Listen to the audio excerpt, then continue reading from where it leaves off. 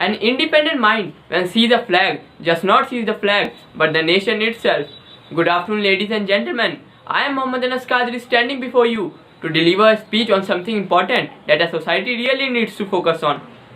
75 years ago, India took some small steps to become one of the largest democracies in the world, overcoming a plethora of challenges to earn global recognition. Since then, it has come a long way, leaving behind a string of landmarks that define its journey from the agony of partition to a young, powerful and developing nation. In its 75 years of independence, India has several achievements to its credit. Pulling itself out from widespread illiteracy, India has managed to bring its education system at par with the global standard. At independence, India's literacy rate was a paltry 12.2%, which has increased to 74.4% as per 2011 census. Its hard and long development has been visible in the telecom and information technology sectors.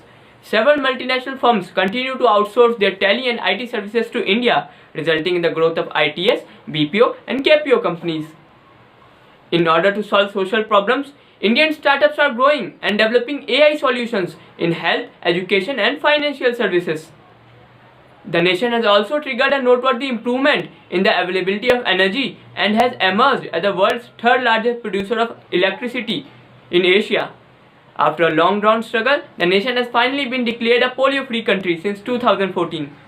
But today, standing here after 75 years and looking back at all these areas on which India has done pretty well, is all these achievements are enough to be called as independent? Have we truly achieved our independence? While we have claimed our sovereignty from the foreign rule many years ago, but do we truly have the freedom of living in a dignified manner?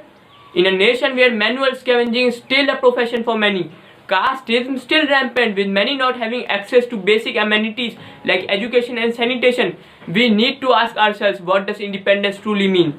Our parliament made elementary education a fundamental right for all children. Yet less than half of India's population between the age of 6 to 14 go to school. And thanks to the COVID-19 pandemic, a new challenge in the form of the digital divide has come up in front of our education sector. India is a country where we worship women as goddesses, yet at every 20 minutes a girl is raped in our nation. What to say more on this shameful record that we have got? Poverty, unemployment, product manufacturing, agriculture. There are tons of topics like this on which India is still not independent. And the funny thing is that we have all the required laws in almost all of these issues. But the truth is, laws are never respected nor enforced in India. So, who will make this country fully independent and prosperous? The answer is, we, the citizens of the nation. Just like a person has a responsibility to manage his or her entire home, each citizen has a responsibility to make his or her country a decent place to inhabit.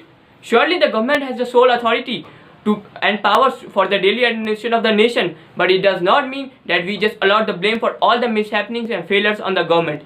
We should not forget that in the phrases of the people, for the people, by the people, the line by the people is very much important, which signifies that the powers and responsibilities of a nation rest in the hands of its people. So from today onwards, let's pledge that we all will work towards creating a society where religion, status, social and economic differences are not barriers but bridges that bring different communities together.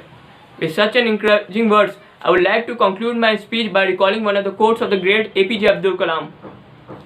We will be remembered only if we give to our younger generation a prosperous and safe India, resulting out of economic prosperity coupled with civilizational heritage.